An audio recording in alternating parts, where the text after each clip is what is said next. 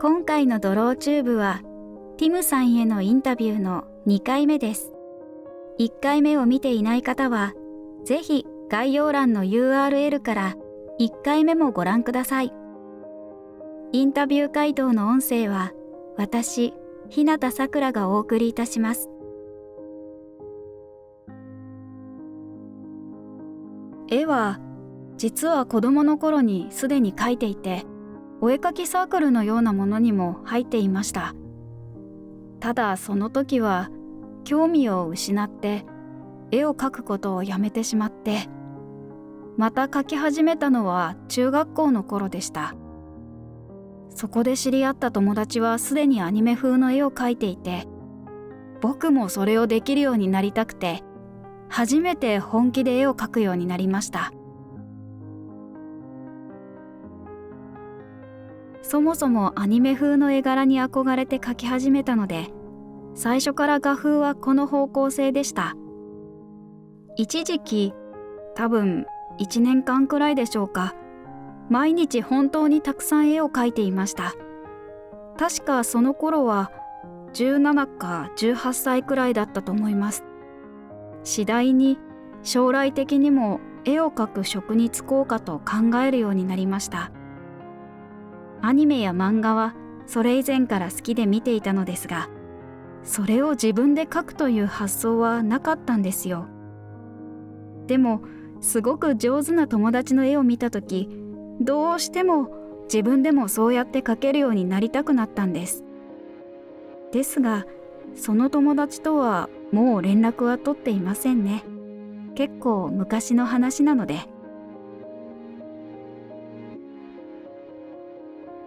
高校はクリエイティブ系の学校に行きました。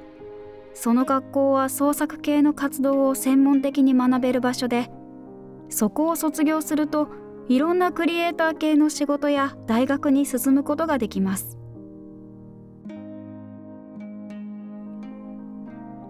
絵を描き始めた頃からすでに漫画家やイラストレーターになりたいという気持ちはあって、実際ドイツの漫画コンテストなどに参加して優勝したこともあります。ですが、大人になるにつれ、ドイツでその夢を叶えることはきっと難しいと気づき、絵の方向性をコンセプトアートに向けました。コンセプトアートももちろん好きだったのですが、やはりアニメ風の方が好きでした。ですので、イラストレーターという職業においては、徐々になりたいという気持ちが芽生えてきた感じですね。美術の方向性としてのコンセプトアートももちろん好きで、大学とその前のすでにコンセプトアートを目指すと決めていた期間にはいろんな基礎を学べた気がします。例えば美術解剖学やリアルな絵の描き方ですかね。それらの知識は今描いているアニメ風の絵でも役立ちます。例えばキャラによって体の特徴を描き分けたり、そもそも描けるもののレパートリーが増えた気がしますね。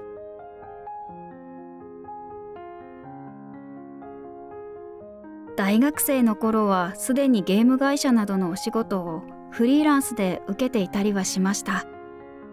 ですが、卒業後は就職活動をしてフリーではなくベルリンにあるスタジオでコンセプトアーティストとしての仕事に就きました。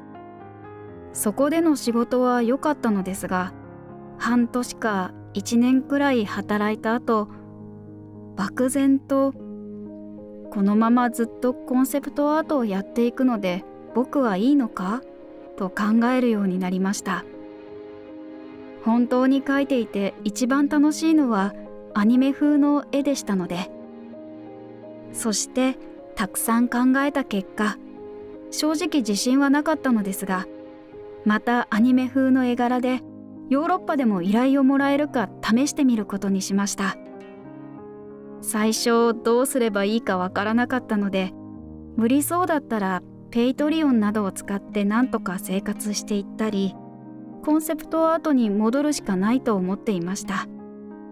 できるだけそれはしたくなかったんですけどね。夢はそれではなかったので。そうやって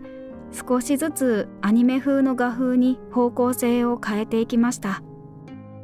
こちらの絵のように間の絵柄のようなものもありました。これはまだ 100% アニメ風の絵柄にはせずに、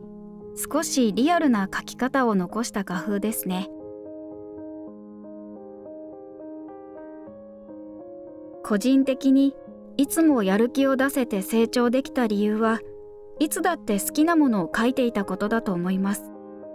以前やっていたコンセプトアートも好きだったのですが、やはり今の画風ほどのモチベーションは出せませんでした。当時は絵なんか描きたくないのに、もっと上手くなるために無理やり描いていた時もありました。描きたいものを描いていると自動的にモチベーションも上がりますし、吸収力も上がるので、自動的に画力も上がります。なんというか、ちゃんと興味があることを描いていると、脳が開いて新しい知識を取り込むのが楽になる気がします。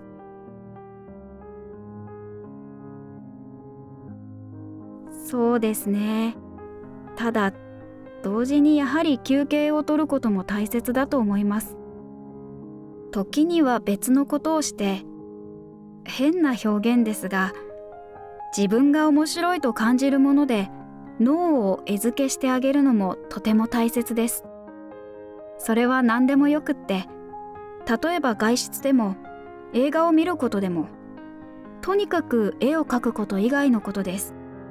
絵を描くのはアウトプットで、それをするにはインプットもしっかりする必要があります。そうですね。後から見てもアイディアがいいと感じることですかね。僕のほとんどの絵は完成してから数日経ったり、場合によっては完成直後でも自分では好きではなくなります。完成後もずっと好きなままの絵は本当に珍しいです。多分ポーズ、雰囲気、アイデアなどのものが合っていることが大切なんだと思います。よく絵を描き終えた途端、デッサンの狂いなどに気づいてしまうことがあります。そうなるともうその絵は自分の中では好きな絵ではなくなります。正しい人体デッサン、顔、構図、アイデアなどの要素の完成度が高いことはやはり大切ですね。すでに言いましたが、本当に大切なことだと思うので、もう一度言わせていただきます。画風的にも、書く内容的にも、自分が好きなものを書いてください。誰が何と言おうが、自分が好きなものが何であろうが、一番書きたいものを書き続けてください。それが一番いい創作につながります。ご視聴ありがとうございました。よければチャンネル登録と高評価お願いいたします。